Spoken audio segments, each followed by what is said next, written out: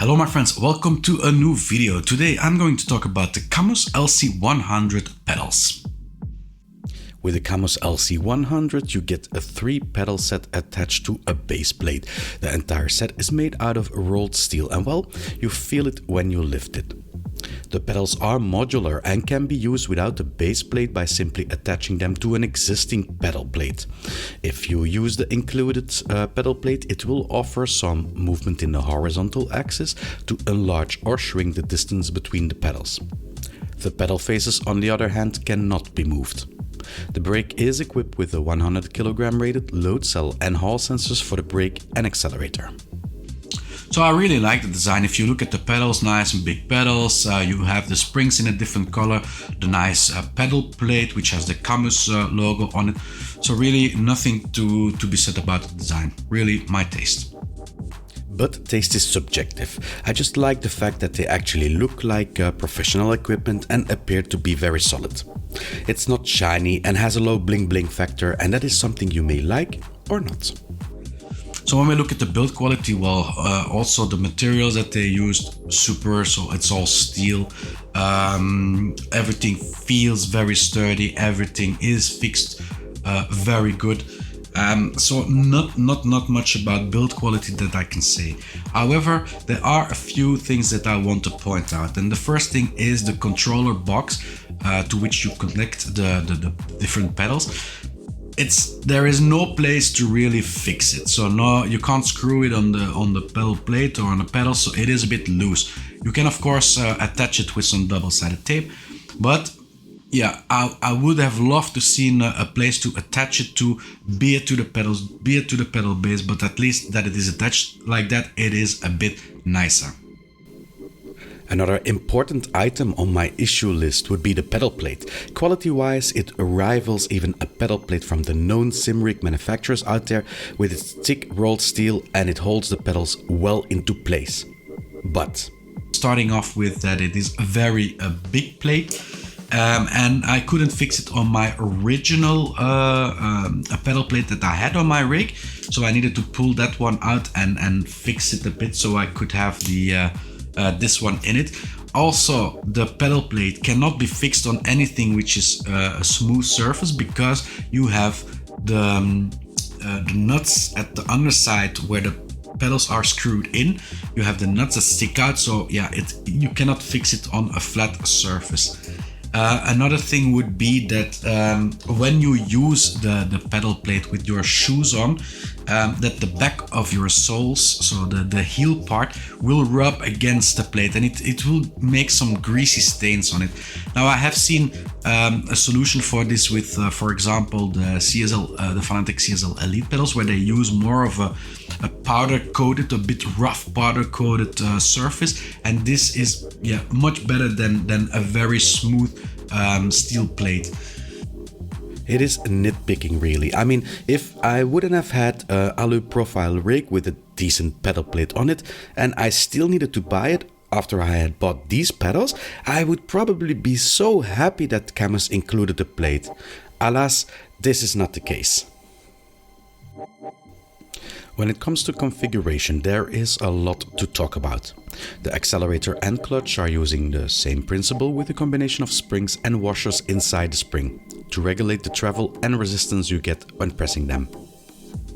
They also can be attached to different points on the pedal arm and the back of the pedal, which changes the behavior of the pedals when pressed. While this configuration is already very good for these pedals, CAMMUS went a step further for the brake. There is a spring and hydraulic combination available to regulate the preload of the pedals, setting the travel you can achieve. Then they also added a brake damper to add a more progressive feeling to it. All of this gives you really a lot of freedom to adjust the feeling of the pedal to your liking. A lot of travel or not, hard as a rock or smoothly to press, a bit squishy or a direct response, you can have it all in this configuration. The setup for the pedals happens in the CAMMUS software. It was with a few clicks that I could set the minimum and maximum on the pedals. Very user-friendly. Out of all the pedal sets I tested, these costed me the most time to set them how I wanted them. But once you have them set up, they are simply fantastic to drive.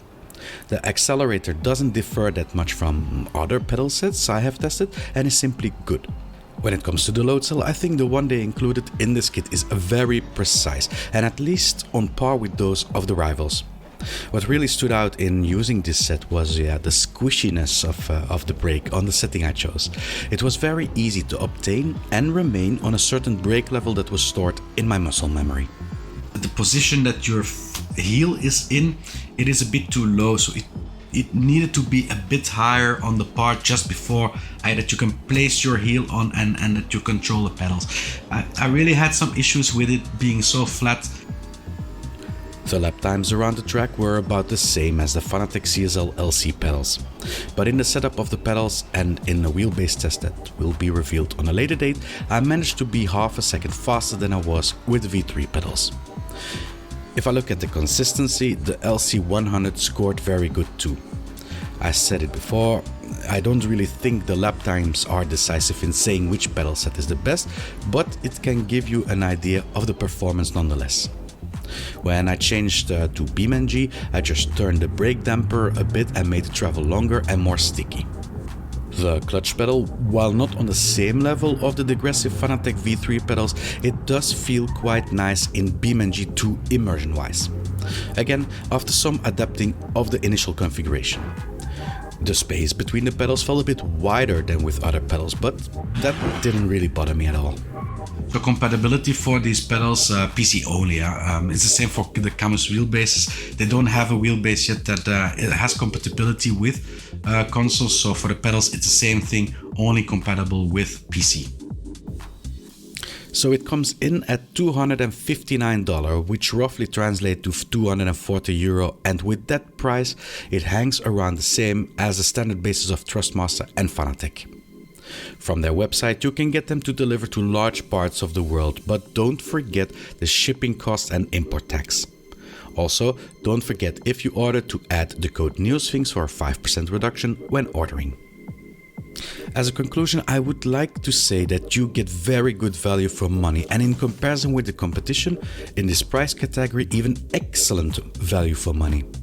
It is certainly not the most refined or most sleek looking pedal base out there, but as I said many times before, van een schoon taloor kun je niet eten. Exterior counts, but it is the interior that matters most. The brake pedal, looking at the accuracy, configuration, user friendliness, is the best I have tested so far in all pedal sets. It is competitive to drive in ACC, and with a turn of the knob on the damper, you can enjoy normal city cars in BeamNG. In my opinion, it only has one real flaw, but it is a big and heavy one, the pedal plate itself. While I applaud CAMMUS for adding a full-size pedal plate to the package that will fit directly on your rig structure, I do think that it would be better left out, shrunk, or as a choice. Most people have already a pedal plate on their rigs, and by adding this plate, it will reflect heavily on the total sum you pay for these pedals, including the shipment due to the size and weight. But don't let that stop you from buying this pedal set. It still is a fantastic piece of hardware that, with some tinkering to the settings, will give you a fantastic drive around the track. Thank you all for watching. I hope you had something from this video. Leave a like if you did, subscribe if you want to see more videos, and I will see you all next video. Bye bye.